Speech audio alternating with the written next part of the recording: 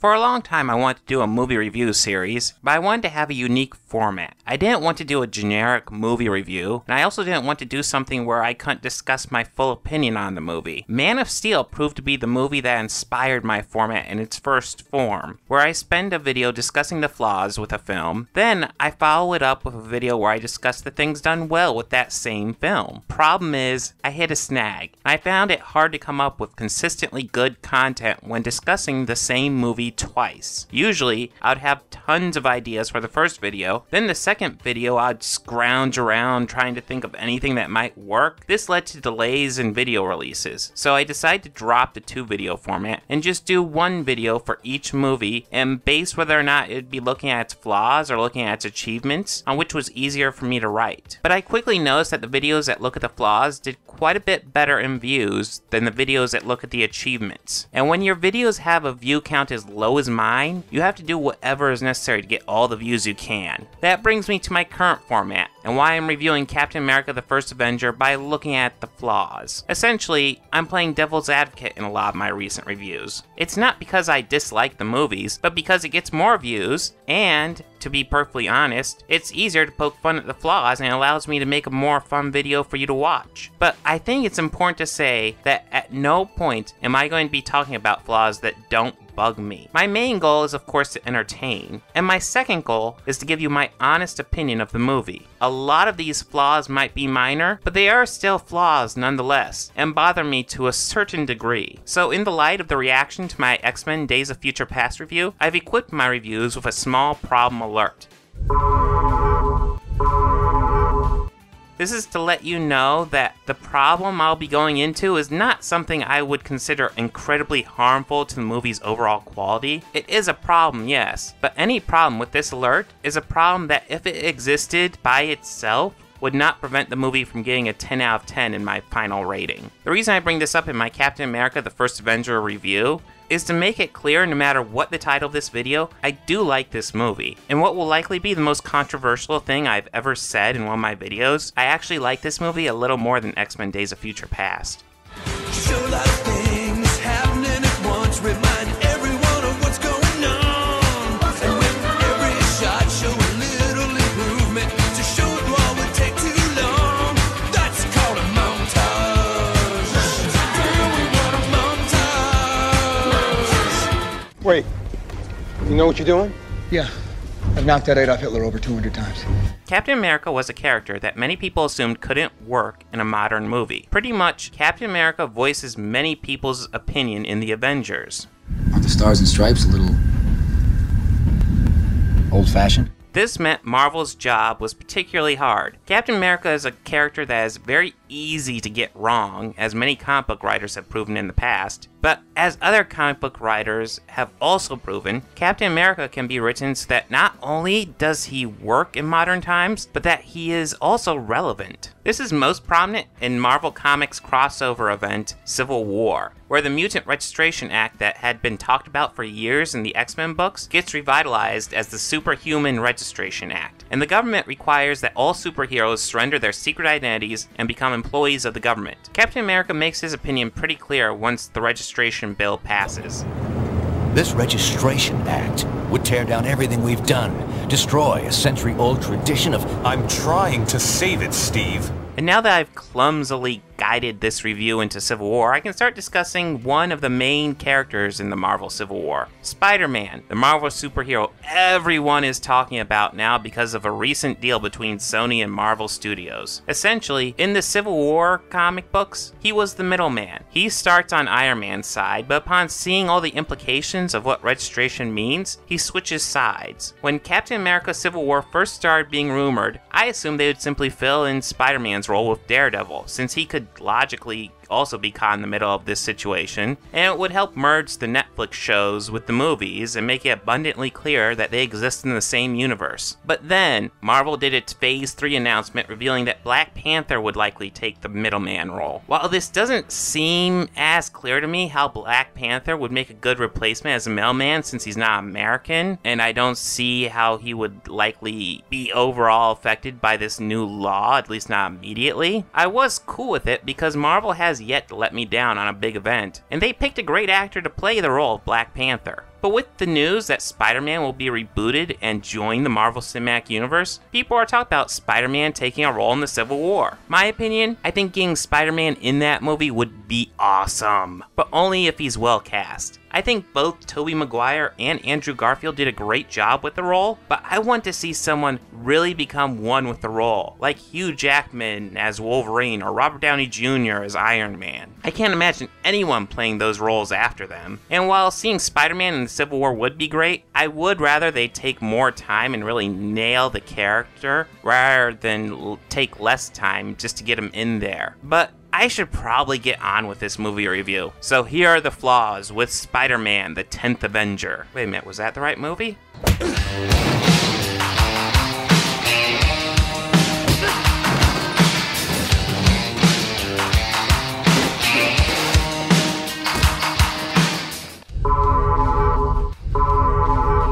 We never get an awesome fight between our main protagonist and our main antagonist. A cool fight like that is practically required in a superhero movie. In the big Act 2 battle, they fight for exactly 4 hits.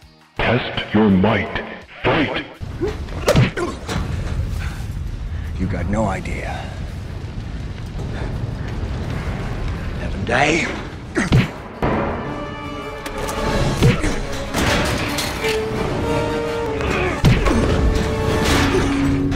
4 fucking hits for the first battle. At least the third act fight has more meat to it. Test your might.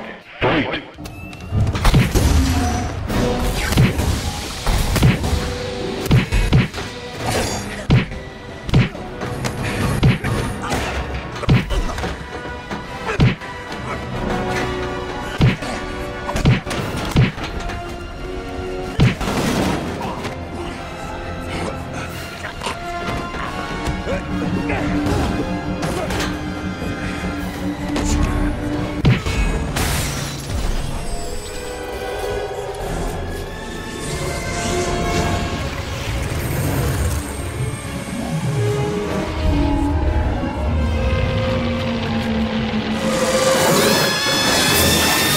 Fatality. But does end up being rather forgettable. Add to it, Captain America doesn't even defeat Red Skull. Captain knocks the Tesseract loose, and Red Skull decides to grab it in the middle of the battle. He just drops everything and grabs the damn cube. Pretty much the dumbass defeats himself. I guess if you think of him as a dumbass, it explains this next issue.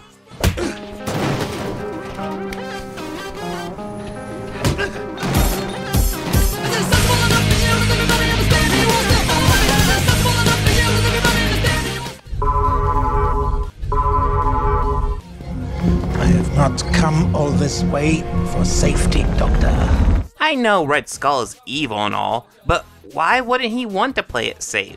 The movie doesn't present us with a stupid character, yet this move is retarded, going to potentially destroy all their hard work and possibly kill everyone, including himself, just to ignore safety and perhaps get this weapon to its full potential, what, 5 seconds sooner? Is he on some sort of extreme deadline we aren't aware of?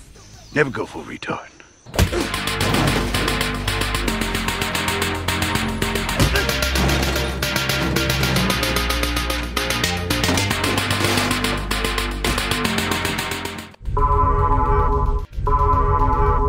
We have a scene about midway through the movie in which Howard asks if Agent Carter wants fondue. Agent Carter, if we're not in too much of a hurry, I thought we could stop off in Lucerne for a late-night fondue. It appears as if he's asking her out, and that's how Captain America perceives it. Cap asks, So are you two? Do you... fondue? which is him asking if they are dating. She's obviously not interested and not going to dignify the question with an answer. This scene is perfectly clear, and it would have been easy for them to just leave well enough alone, but they don't. Well, what about you and Stark? How do I know you two haven't been fondueing? You still don't know a bloody thing about women. I'm fine with this still, since he's still new to the whole idea of dating, but then they immediately follow it up with this. Fondue's just cheese and bread, my friend. Really? I didn't think... Nor should you, pal. They define fondue for him, which seems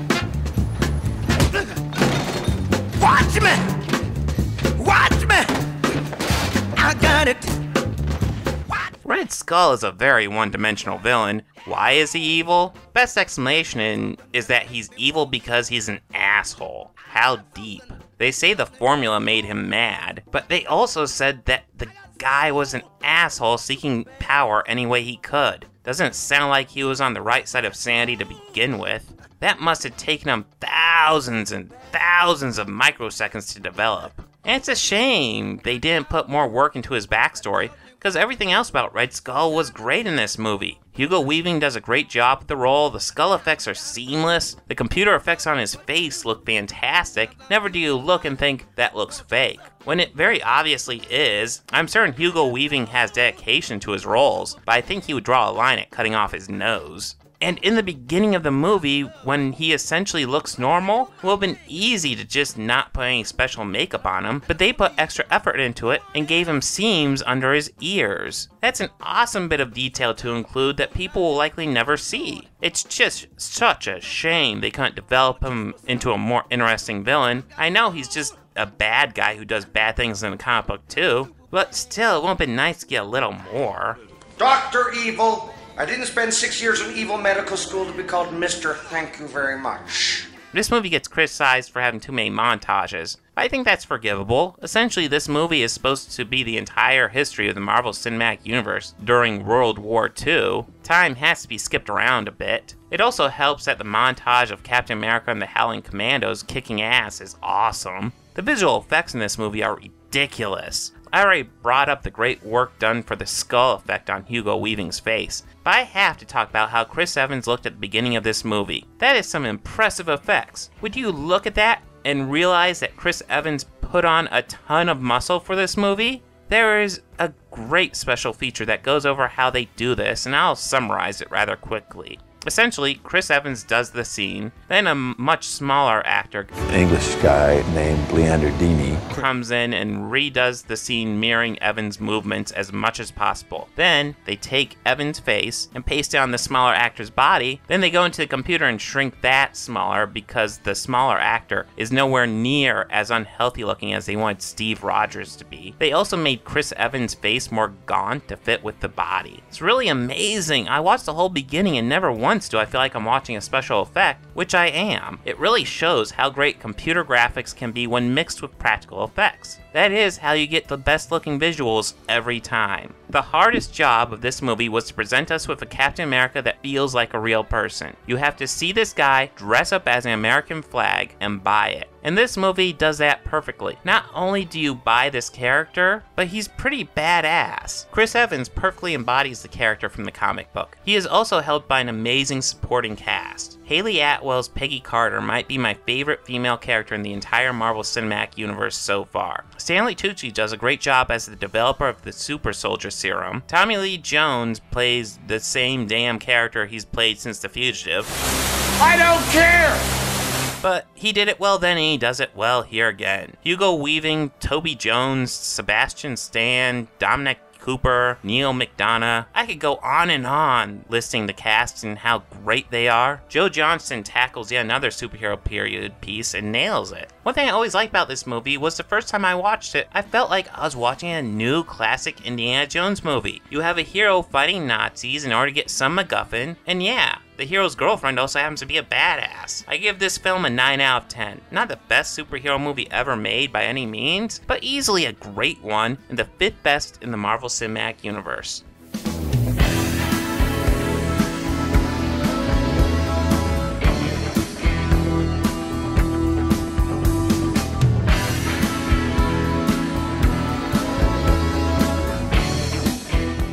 Whoa, look at him, doesn't he look cool? If you want to be cool like him, make sure to check out my Patreon page. Also, check out Will I's channel. He does a lot of really cool movie reviews in which he asks, will I like it? In which he brings up lots of ideas and themes of the movie, compares it to other movies, and pretty much says, if you like these movies, you'll probably be interested in this movie, and it's worth checking out. He also does other things. Pretty soon we're going to be doing a crossover event in which we look at what might be the worst movie ever made and ask the question, is it actually the worst movie ever made?